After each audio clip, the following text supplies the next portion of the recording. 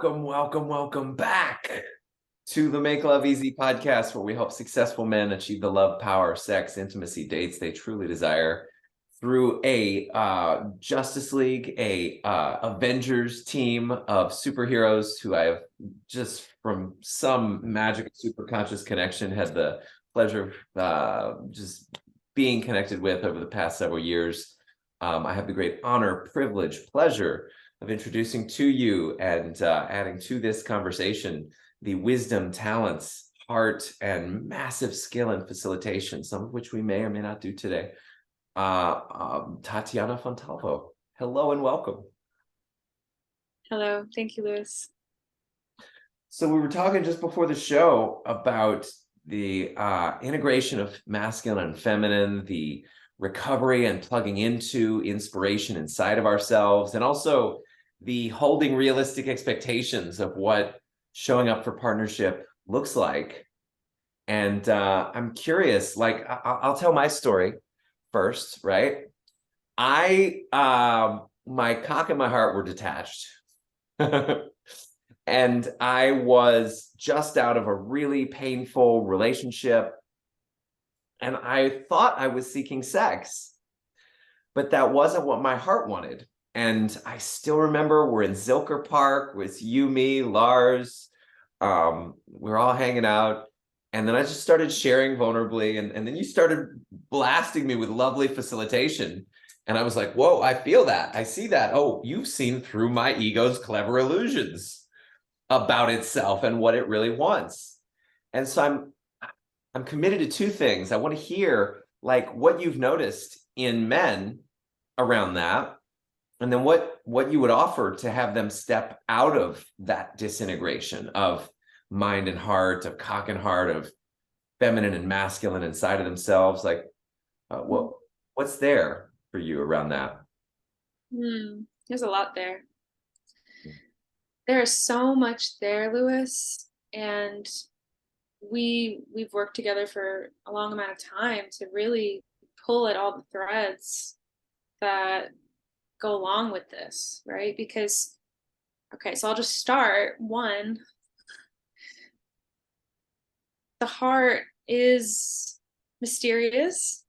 The heart doesn't have the linear A plus B equals C rhythm that the mind or even just sexual energy has. Sexual, like the cock, as you say, might go, boobs, yay, I'm or I'm really into this, I'm really into that. And the heart is a different level. It's like a different chamber of the being. And to go into the heart, that does require being safety for that experience and safety for that journey.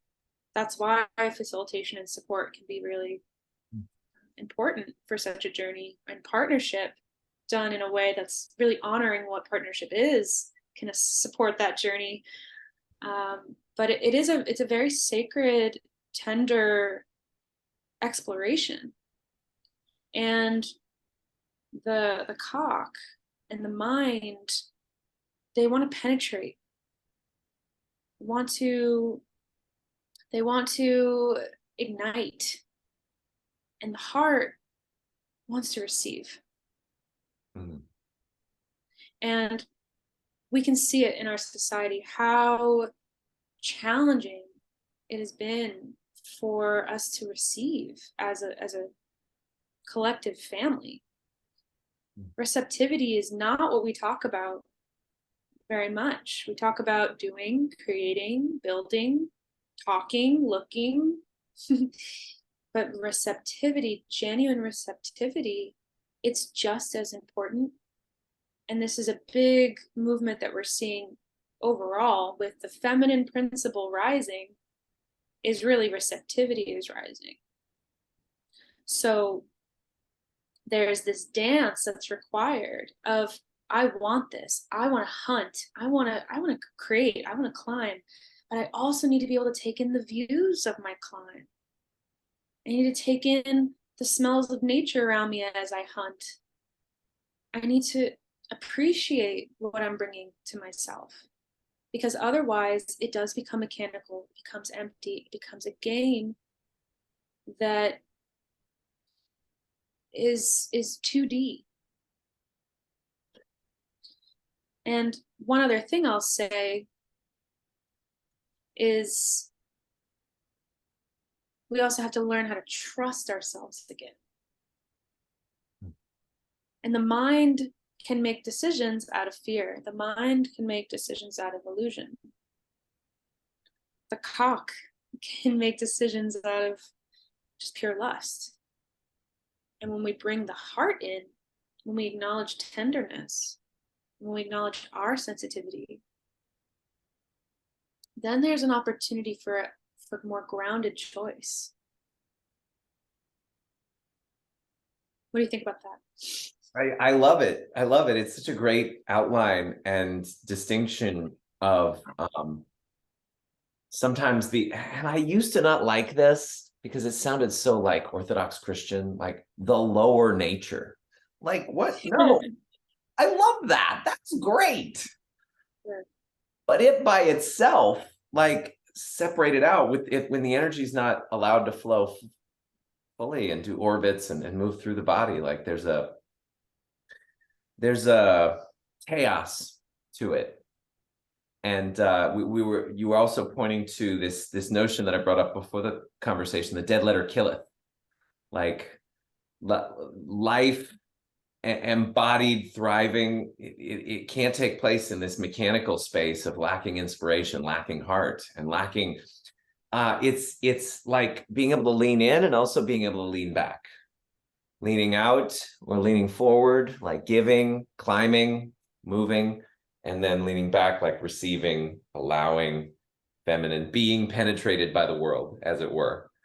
Yeah. And I was just looking at myself in these past couple months. So me with my partner, right? I have most of the time been participating in this Earth Waking visionary training since I first started connecting with her. And they have a whole rich set of contexts and distinctions, but it's all self-consciously applied.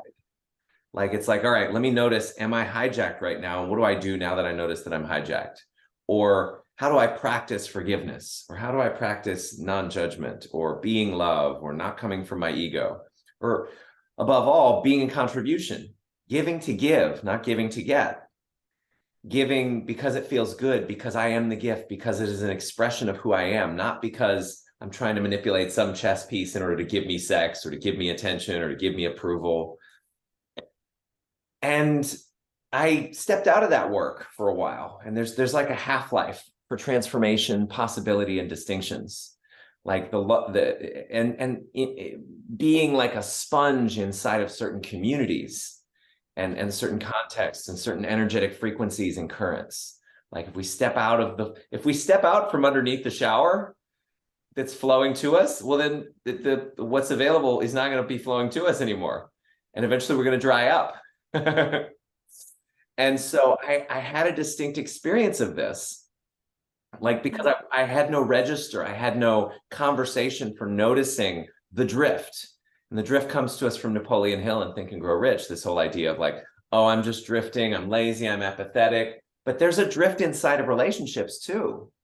Mm-hmm. A relationship with ourselves and a relationship with our partner. And I'm on a roll here, so I appreciate you being the space for this, because it'll come back, I promise. The Steve Hardison in his book, The Ultimate Coach, says, which I owe you a copy of, by the way. I got you a copy as a gift because I love you, and we should hang out soon because I want to gift it to you. The chapter on love, people ask him, like, you've been in your relationship with your wife for like 30, 40 years or something at least. And like, what's your success? And he says, well, love is a creation from our language. We think these thoughts and have these feelings, and we put our attention on them, and that creates the experience of love for us. And then eventually we drift and we start focusing on other thoughts, not, oh, she's so beautiful, oh, she's so sweet and kind, oh, I appreciate how she does these things, and isn't she so pretty in these ways? No, like, she's too fat, she farts, she smells bad, She doesn't do X, Y, and Z in the ways that I prefer. And then through changing our speaking and through changing our listening and through changing our point of focus, we can actually revive love and bring it back. Love is a choice of the creation of a certain context. Mm-hmm. Now, how do you choose who to create that context with? Hopefully you're not trying to turn a shit pile into a wedding cake.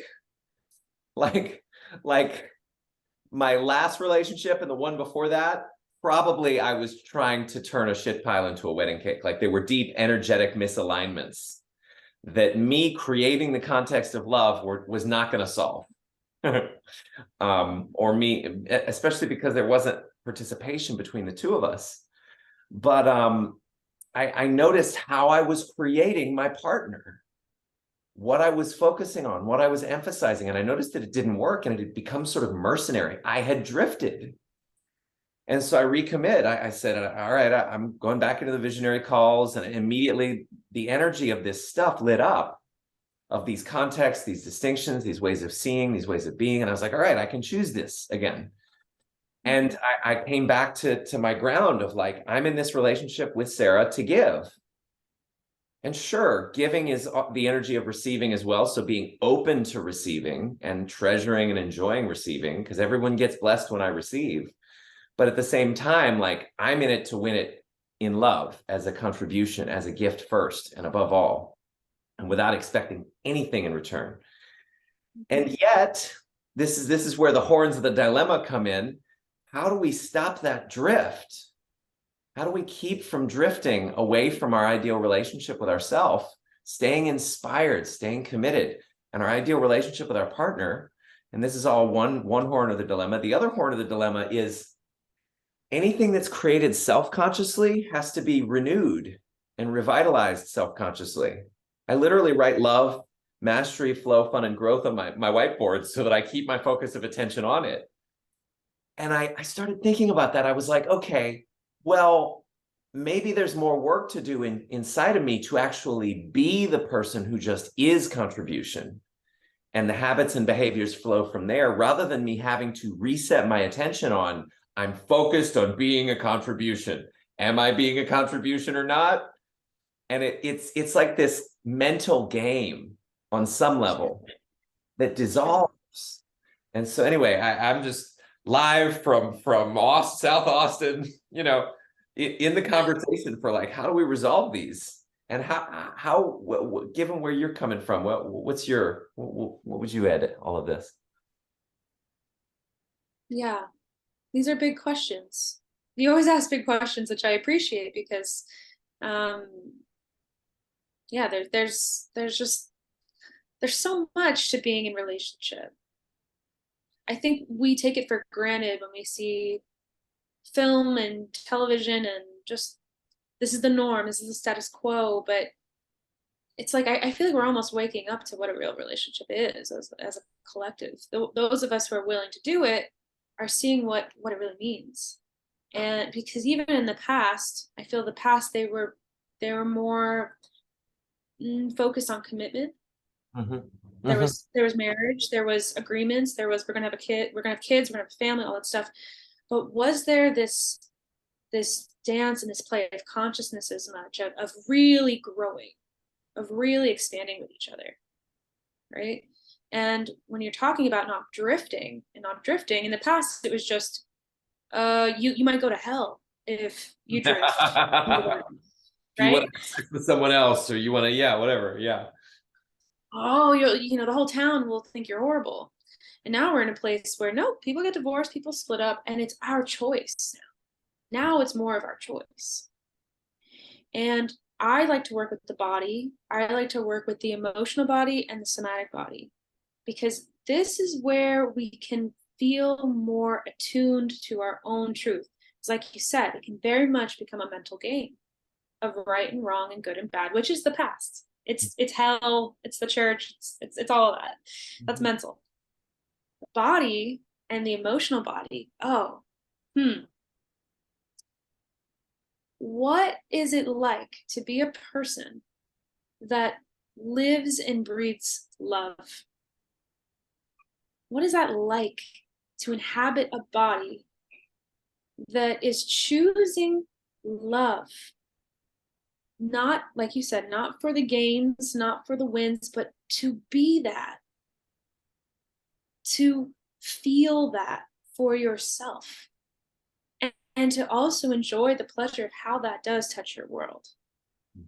So when you start to drift, oh, I don't know, can you find some love? Can you find some tenderness? Can you remember this person was a child? This person has fears. This person has dreams. This person has love for you. Can you access this? Can you keep finding the cracks in your own system that turn away from embrace, turn away from the truth? Especially if you're in a long-term relationship. It's a sacred journey. It's very sacred, and people take it for granted because it's normalized. Of course I date around. Of course, oh yeah, this relationship, that relationship. Oh, I was married, now I'm divorced.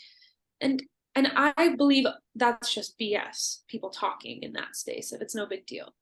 That's a protective measure. Because I believe that if we really get in there, we're really with ourselves, gosh, we love a lot. And these relationships mean so much to our hearts. And that might seem scary to acknowledge that, because it feels like, oh, now I'm all in this squishy thing. How am I going to go out in the world and do anything if I'm so squishy? But this is the balance that's required to act appropriately, to act with honor, to act with consciousness for what this even is. This isn't just some lady you picked up and said, okay, we're going to do this together. This is an alchemical, sacred, spiritual dance. So what I'm coming to terms with in my own personal life is that we need to come back to truth, and not truth out of dogma, not truth out of religion, not truth out of right or wrong, but when I say what I'm saying, what do you notice in your body? Does your body contract and go, ooh, I don't know, that doesn't make any sense? Or is it like, yeah, relationships are sacred,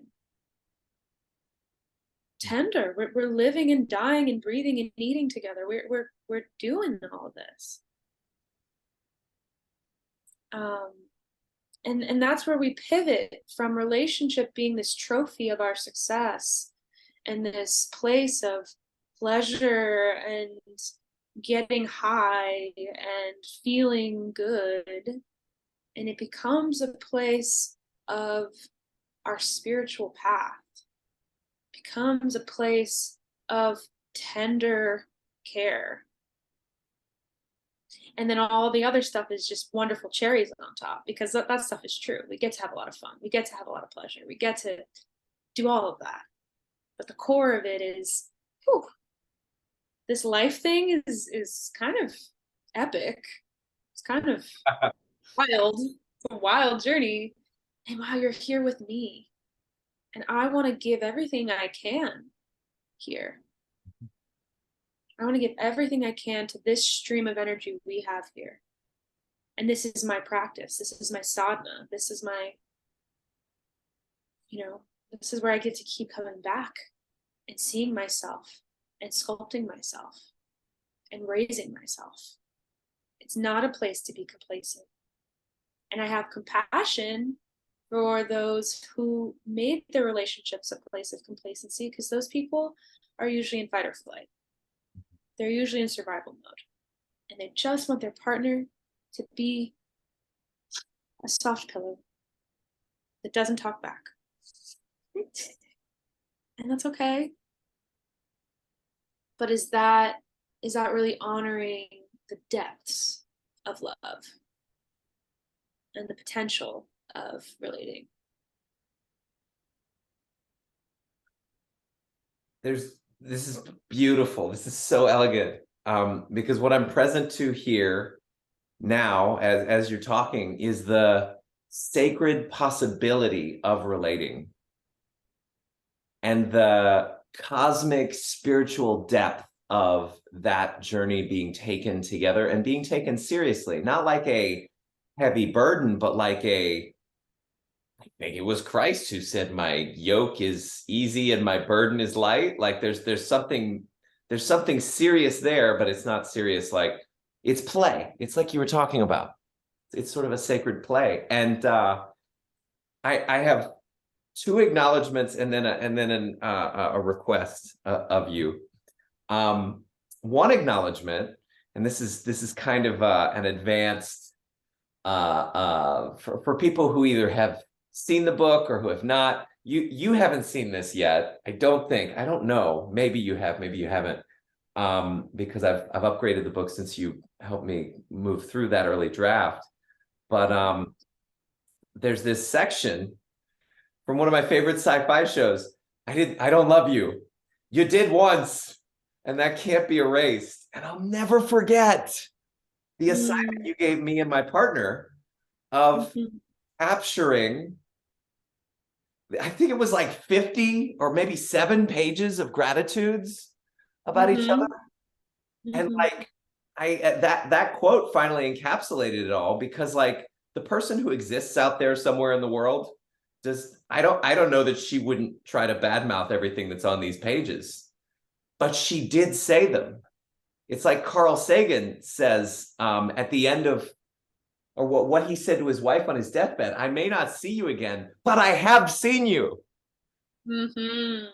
And there's this trace, this residue inside of the book of the sacredness of the exchange that occurred, that points back to the very style of relating that you schooled us in. I got chills when I thought about you facilitating me and her, anonymous, on my couch, right around the time of her choosing to live here, and then right before the retreat. And I was just like, wow. Like I can still feel the energy of that. And it really is a context. It really is an approach. It really is an openness to soul speaking in the language of relating, and soul evolving in the plot twists of that relating.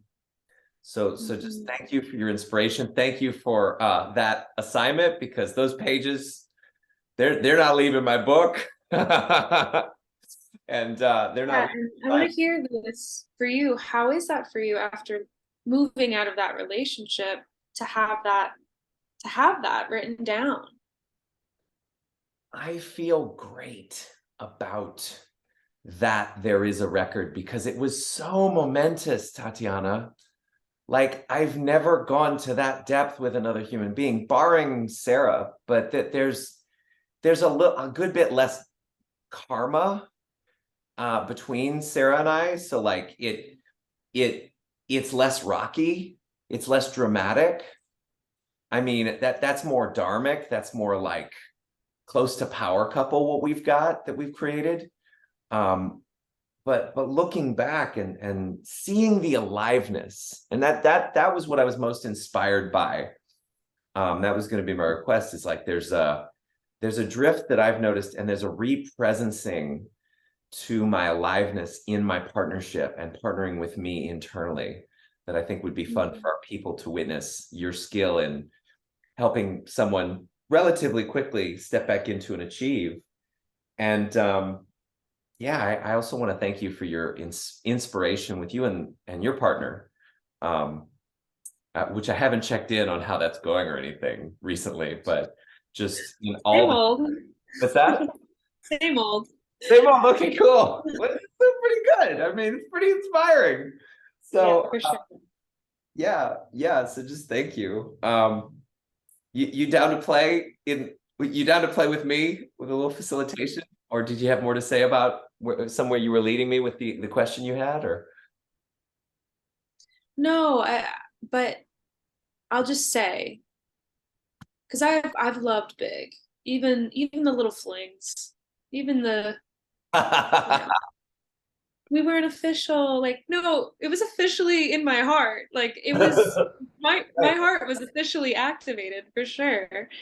And I've gone through a lot of inner exploration. Like, what do I do with this? Like, I feel kind of resentful that things ended a certain way, or like sad that things didn't go the way I wanted, or confused, or things weren't said, or whatever it is. And I've had partners even just like, yeah, stop talking to me, pretend I don't exist, right?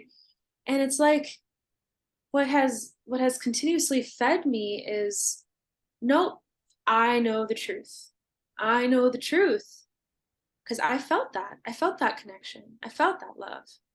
And to stand in that and to honor that has allowed me to move on, has allowed me to move forward in a way that I'm not feeling gaslit by myself or by them.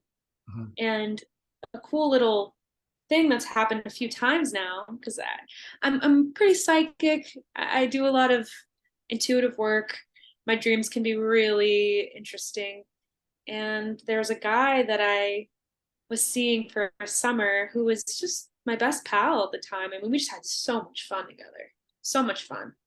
And I went away on a trip, and when I came back, he was dating somebody else. And I was like, oh my God, what? Like, and then he didn't want to hang out. He didn't want to talk. He just totally dropped me. And oh my God, I was in so much pain and trying to grapple with it. Like, what? Wow. Huh. Like, and I had several dreams with him where we would just hang out, and he would hold me. He would be talking to me, and I felt our connection. I felt our deep care for each other. And I woke up in this like, oh, right. He's playing out whatever he needs to play out for me right now. Because honestly, we shouldn't have been dating like further than what we did. Uh-huh. It was complete. Yeah. He's playing this role. He's helping me move on. He's helping me do the next thing by shutting the door. But on the truth, the true, our souls love each other, and they still do. And that brings me so much peace. And I have no ill will. I have no, oh, what was that? I can't believe you still don't talk to me. It's just that love is honest. So I'm just so happy to see that you have that written down after everything you and her went through, to be able to orient to that truth, because it's not even really about her. It's about your love. It's about your life. It's about your journey, and not severing it and ignoring it and pretending it isn't true when it totally is. So, yeah, I just want to say that. Thank you. That Yeah. like I feel I feel as you speak. I That's really reassuring and nurturing. Like I I've had so many dreams since finishing the first draft, since semi-publishing it to people like yourself, and um read this book on Eckankar where it talks about, all right, so part of what you do as an Ekist is you soul travel when you dream. You go other places where you have experiences that are meaningful and impactful here. And this guy talks about like, oh, I had a conversation with my horse, and he told me his hoof was messed up and that he had this injury. And I woke up and I was like, I don't believe this. He went over to his horse an hour later and was like, oh my God, everything my horse said in the dream is true. So one of the idea behind these dreams being your souls are actually talking to each other, like they're actually engaging. And so I had a, I, I feel me. I feel me intimately as I say this. Like the love, the the book is dedicated right to the love that never leaves. But it's also dedicated to her. Like this is how much the container of what we created together means to me, I say. And someday I'm creating Voting Victory for that happening in physical form, but I'm not attached. And so like what I've done every year, or I'm planning to do, it's been a year since everything happened that started the journey of that book. And I sit and I listen to one of her favorite band's songs that I haven't heard yet. And I imagine her reading the book, and I treasure that love. I get to keep that love. it doesn't, that love doesn't leave even if she has. That love that came through her, that love that was there. And so I had this dream recently where her and her mother, who were there in the final fight, acknowledged me. And I apologized to them for who I was being, and they received it and they got it, and we reconciled. And I was like, that's the last call, cry, hope, desire of my heart in the earthly form of that relationship. And so like I'm one of those, you know, characters that has not a scar, but like a freckle. The sun burned very bright and now there's a freckle there, and it's not going away. And that's, incidentally, that was not at all what I was seeking facilitation around, but I feel me returning as the inspiration that you are shines a flashlight in that direction. And hopefully for everybody listening, like if you have a long lost love or a forlorn, like unrequited now lover, trust and know that it's okay, and that it living in you is okay. Absolutely. And this is where we get into more spiritual territory, and everyone can follow what feels resonant for them. But the way I see it is that we're signing up to play these roles with each other, and we're signing up to explore life together. And it's not a me versus you situation. It's not a like we're all doing this together. Like I have my perfect parents for this specific life, to have the specific gifts that I have, the specific wounds that I have, all of it, that allows my soul to go where my soul wants to go now. Mm-hmm. And of course, why wouldn't that relate to our partners? Why wouldn't that relate to our friends or our enemies? You know, there's that like, you know, what would the protagonist do without a villain? Probably just live a chill life. Maybe not reach their potential, not see how far they can stretch. Right? So when we have these openings of our heart and these call forwards of our heart and these heartbreaks and all these things, like I believe there's purpose to all of that. And even those who play the villain role, they're willing to be part of your journey. There's care there. Underneath it all, there's care. Right? They say like the opposite of love is pretending they don't exist. Just not even aware, completely apathetic. Pretending they don't exist is an active choice. They would only do that if they cared. Part of them cares, but another part doesn't want them to care. So they're like, let me put a boundary so that I don't have to worry about it. Yeah, and it's totally okay. Like that person may never admit to still having care for you. That person may not know that they have care for you. But again, we need to get closer to what's true. Well, and just sit there. we'll see how that goes after a New York Times bestseller ends up in her mailbox one day. Like we'll see if she doesn't care. That might be the ego speaking. That probably is. But yes, you're absolutely right. I treasure and I feel my love returning in her, in me. Like I really do. And that's just the place to keep the attention, because otherwise the ego will get distracted and in the swirls of like wanting something from the human, or wanting it to have turned out differently, or wanting something more than what is. Right. Wanting that validation when all you need to do is sit with the truth that you hold in you. You don't need anyone to tell you that. You feel it, right? The body can feel it. Mm-hmm. And that's enough. Yeah, I I choose to have my full aliveness and inspiration hooked up and turned on. Like I'm on this beautiful growth trajectory with Sarah, and we can, it was funny because there's this like fundamental instability in relating when you realize that it's souls. My soul might not be meant to be with Chris for more than 18 months or Sarah for more than X number of days. But I'm practicing as if this is it and it's perfect and it's the final and the most important.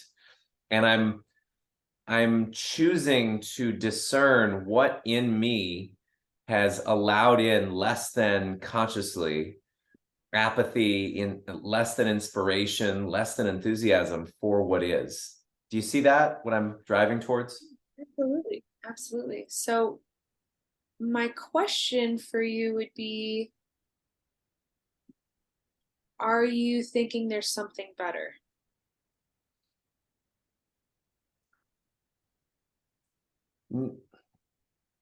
Yes and no. Okay. For me, we started off polyamorous, and then she had a moment where her nervous system was overwhelmed. She's reading Polysecure right now, and there's an avoidant, anxious attachment style that takes a certain spin inside of the world of polyamory. And I saw it, and instead of just putting up a shield of like indifference, like, hey, that's your trigger, and I'm not responsible for it. This is how I express. It has nothing to do with me, what your body chooses to do with my expression. Instead of simply having that barrier, I said, oh, wait, maybe we're pacing this in a bad way. And like, I have compassion for this, and I do not want to needlessly trigger you when we could have done other background work to create a richer, deeper rooted context for us to be fully self-expressed together and not harmed or triggered by it, and not codependent about those harm or trigger, like fully equipped to deal with what comes up. So like, there's a part of me, I would say, that's like hungry for that polyamorous, adventurous space that we had co-created. And then there might be a part of me that's still wanting Chris's attention for whatever reason. And my ego in both counts thinks it would be better. And like, by God, Tatiana, I've never been more satisfied in partnership than with Sarah, because I cleaned up myself and stayed focused on the context and the energy of, I get to love this person. I get to be loved by God in her. And like, I'm committed to that as a context, but also it's like a brain taxi context currently. It's like, okay, keep focusing on that creative structure instead of the problem of us not being fully poly, or the problem of I keep having these dreams about Chris. like I know how to play that game, but I would love to have my body be fully on location in that same space. Does that make sense? Absolutely.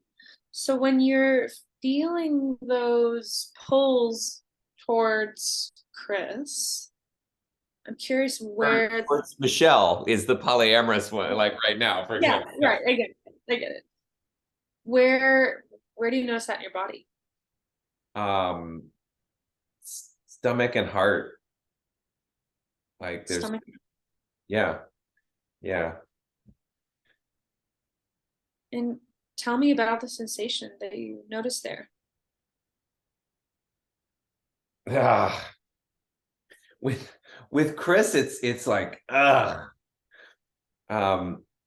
because the last dream I had of her was of, when you get a tow truck pulling something behind you, her vehicle was facing my vehicle, and there was a tow truck thing sticking us together, and she was in her car, and she was like, why are you doing this?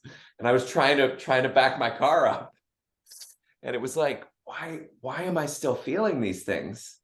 Mm. So why am I still feeling these things? Where's that in your body?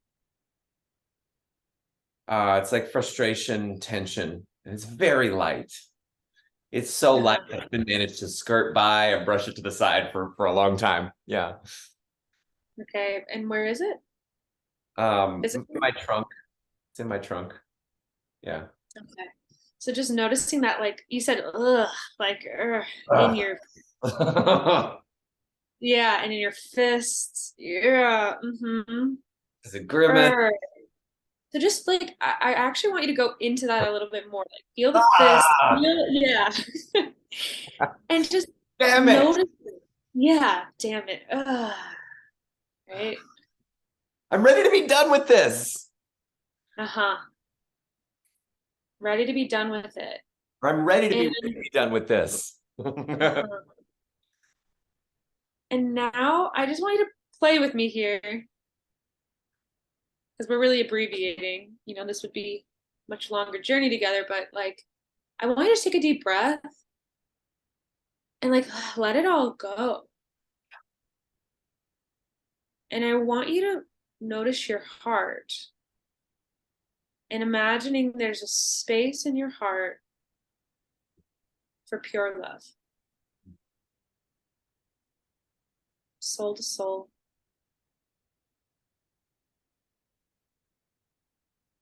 And noticing where that space connects to Sarah.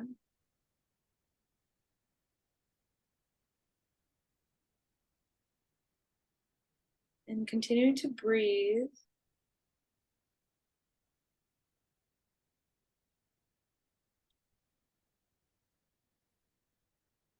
And just feeling this thread between the two of you that isn't really trying at all. As you say, it's not dramatic, it's not intense. There's this power couple energy, there's this thread of seeing each other and understanding each other and partnering with each other.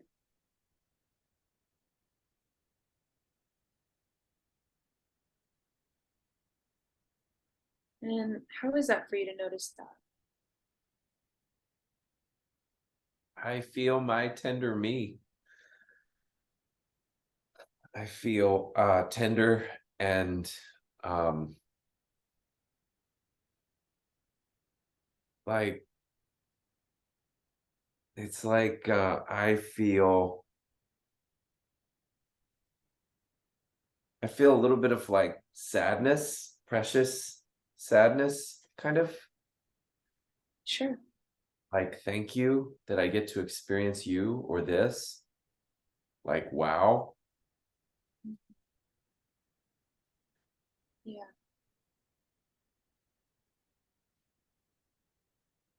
Mm-hmm.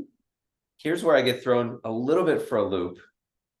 And you put boundaries in place because I know we're a little bit over what we planned in terms of time, as needed. Um, for me, love used to live as rare. Love is scarce. Love is like if you have it, grab it, hold it for as long as you can because it may leave. Uh-huh. And there's like an echo of that. I have been afraid recently or concerned recently that the preciousness with which I clutch, sensation of the love I have with her, is maybe less about her and more about that I have this thing that I didn't have before. Does that make sense? Absolutely. And I want you to simulate that clutching again. Like feel your finger, that clutch, right? And notice what's happening in your shoulders, right?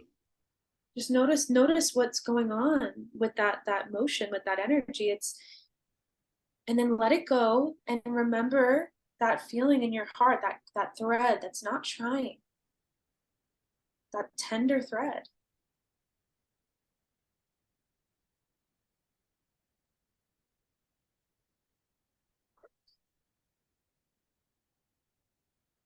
And that story is very common, Lewis. So normalized in our culture right now Normal to lies.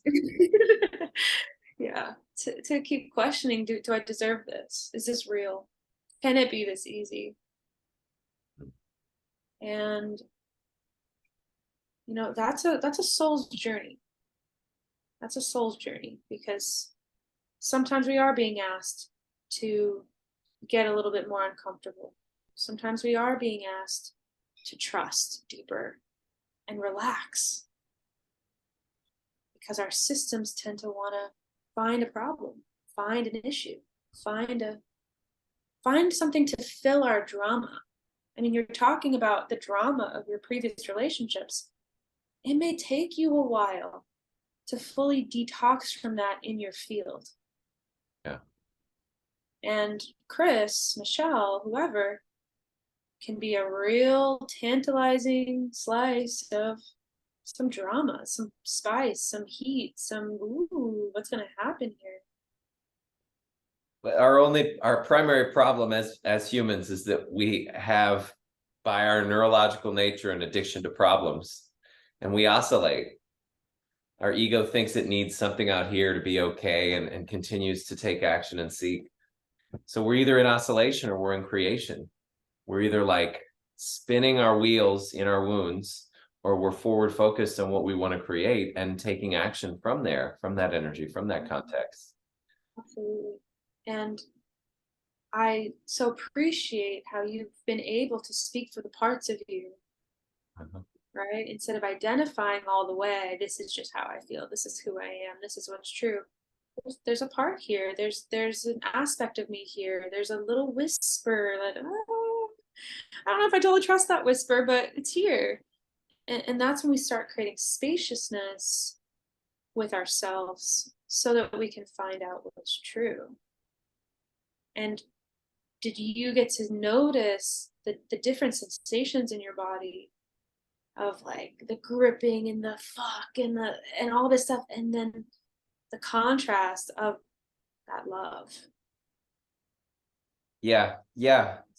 Actually, she's doing a program, Sarah, called The Red Thread right now, and the thread between us was red, and it was easy, and it was simple, and it was tender, and it's like just good. And then the mind started speaking, right? That was the concern I have, quote unquote. It's not a thing. So maybe it is that simple. Maybe it is that easy. Maybe I don't need to work to re-presence what already is there with the partner that I love. Yeah, and what I've been exploring is sometimes we just need a little bit of space and spaciousness to be with whatever is coming up. So not to just react to it and make choices from it and go down the road on it, but to get into a curious space, like, does this feel true?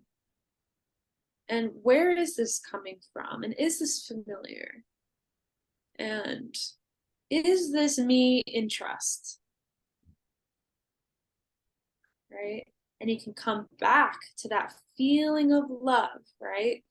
That's why I believe sensation and emotional awareness can be so, so powerful, because if we can sit in that true sensation of love, whether or not your partner's right next to you or they're across the world, you can contact that and let that be at the table as you explore these other things that come up.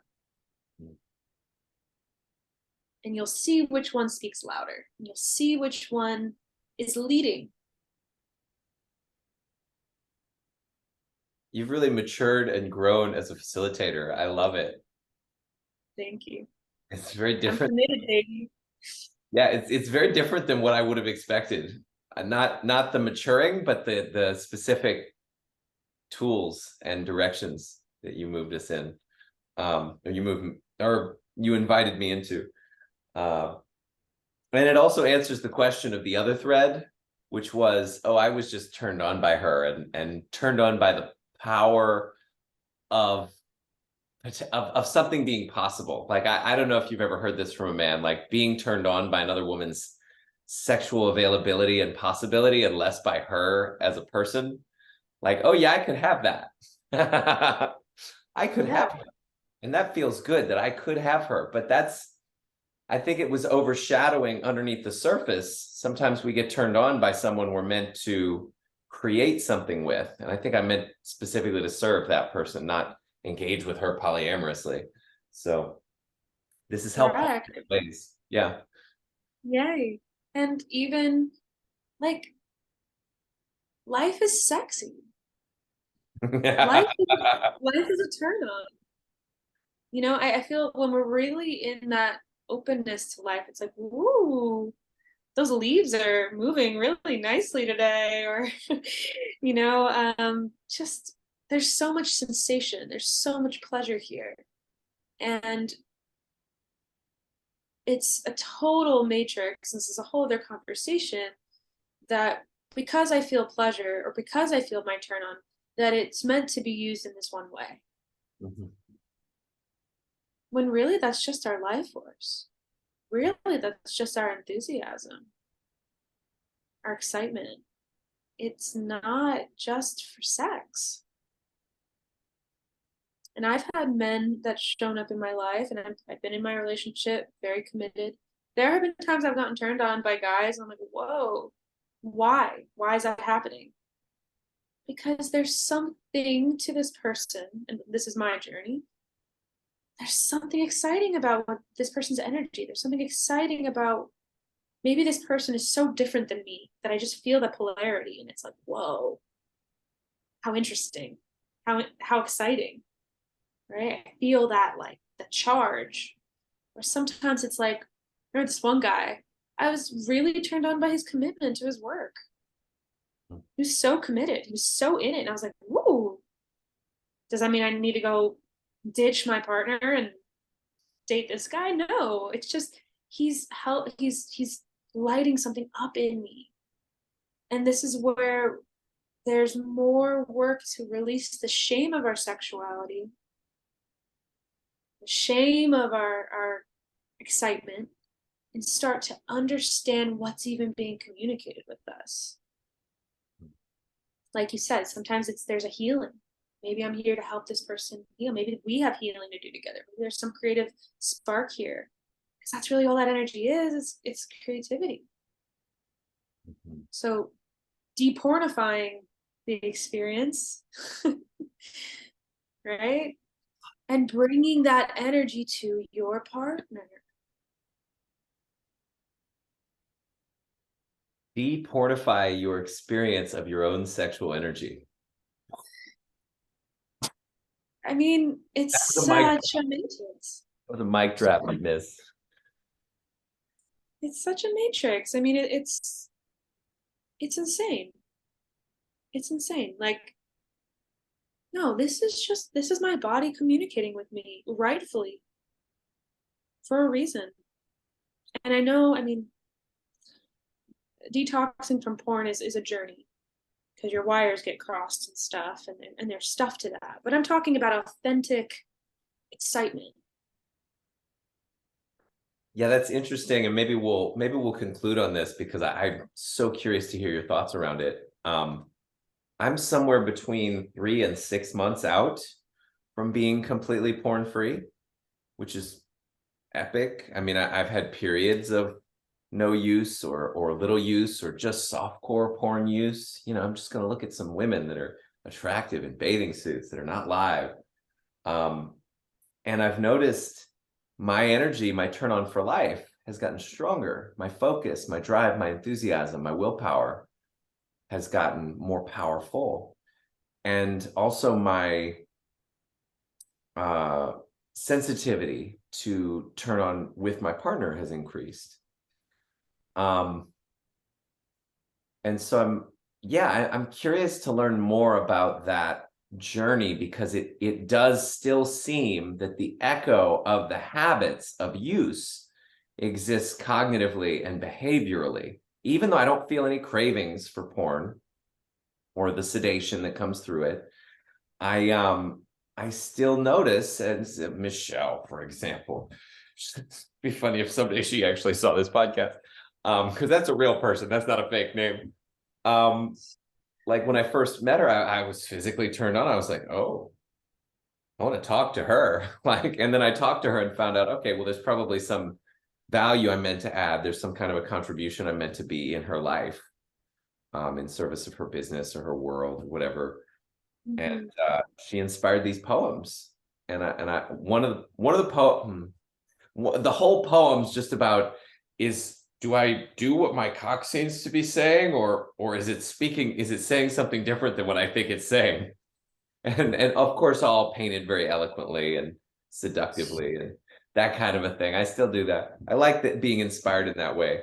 But yeah, I think even for men who are no longer using pornography, the habit of responding to their body as if a sensation equals a desire that ought to be followed out, it's like it's a program, and it's a matrix. It needs to be pulled like a weed from the garden.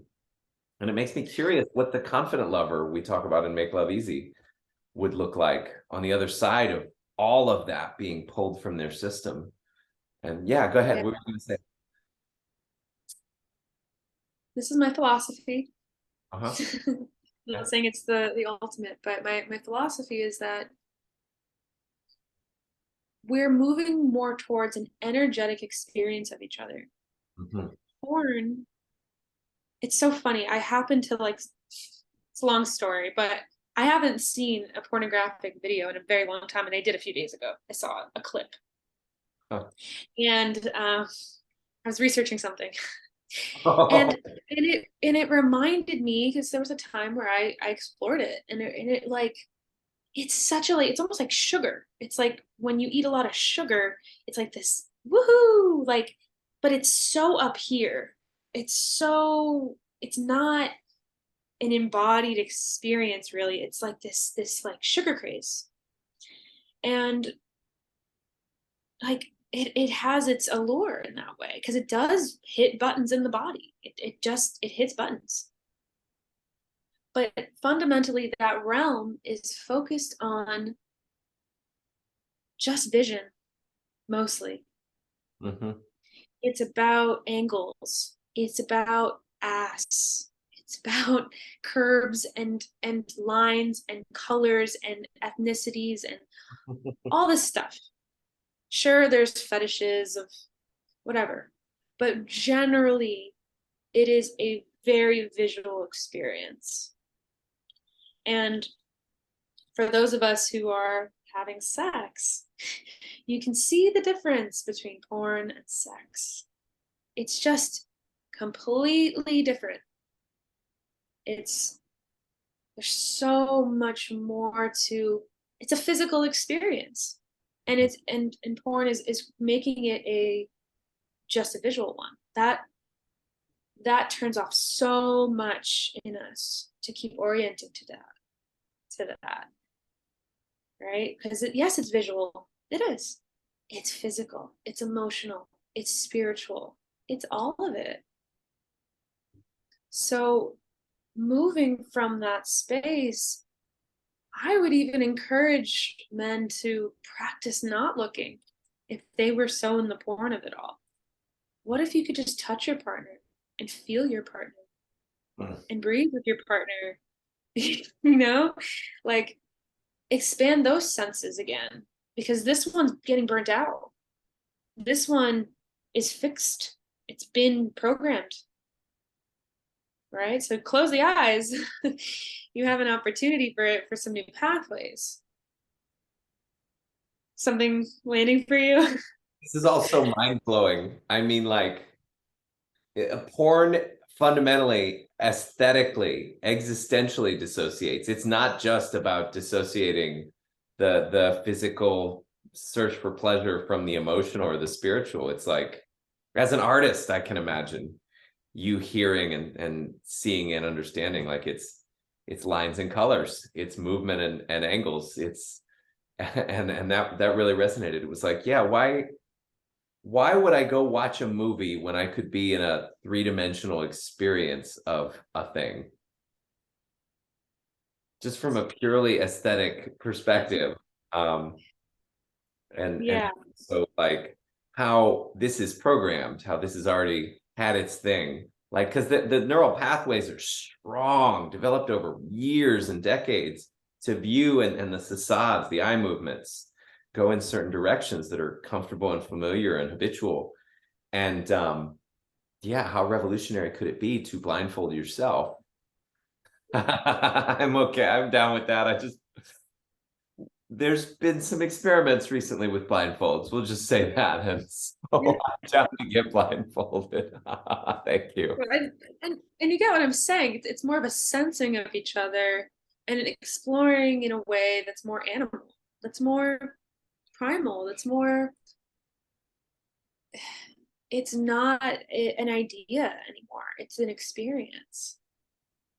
And this, you can see how this bleeds into just a lot of the places humanity's been at right now. We are so visually stimulated. It's mind-blowing. Mhm.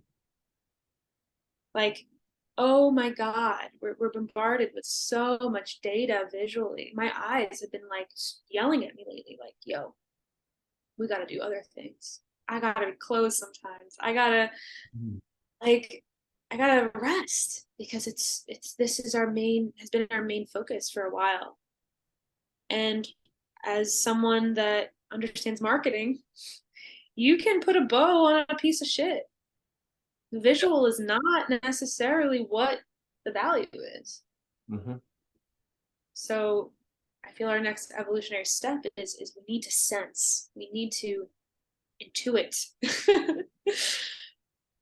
You and we turned a corner somewhere into just having an amazing and spectacular conversation and tapping the well of the blissful, like, fun that is our energies sort of intermingling.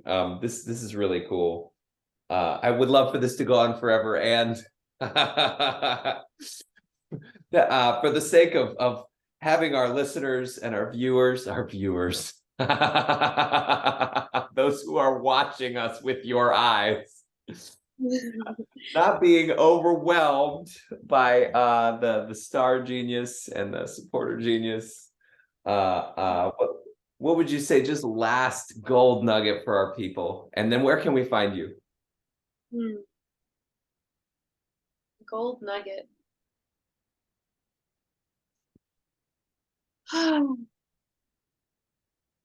I feel super inspired in my own life right now to keep orienting to sensation, keep orienting to my body, orienting to my life force.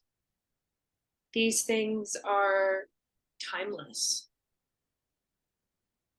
These things are, I mean, my life force, you can't put a price tag on that. You can't put a price tag on my physical form either. This is the most expensive technology in the universe. Oh. It is. I don't know where I heard that or where I gathered that from, but I've been holding on to that one for a long time. And it's like, it's just the truth.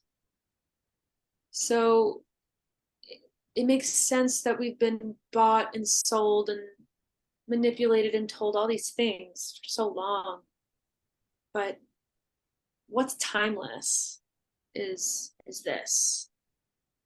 It's our flesh, it's our heart, it's our bone. So it's a journey to go deeper there and go towards that, but it's a very fulfilling one on every level. And I really encourage whoever feels that call to feel brave to do it, to go deeper into your tissues, go deeper into your love, your enthusiasm, your expression, your sensation. It will not destroy you. It will really empower you. So that's my cherry on top. Elegant, and more than Yeah. just a bow. More than just a bow. And if you are wanting, those of you listening, pizzazz and sparkle and scintillation and fun and joy and inspiration inside of your relation with yourself or your partner, or just growth as a leader, there's so many things. This woman we've been talking to or listening to or having this conversation with is a gold mine, is an international treasure.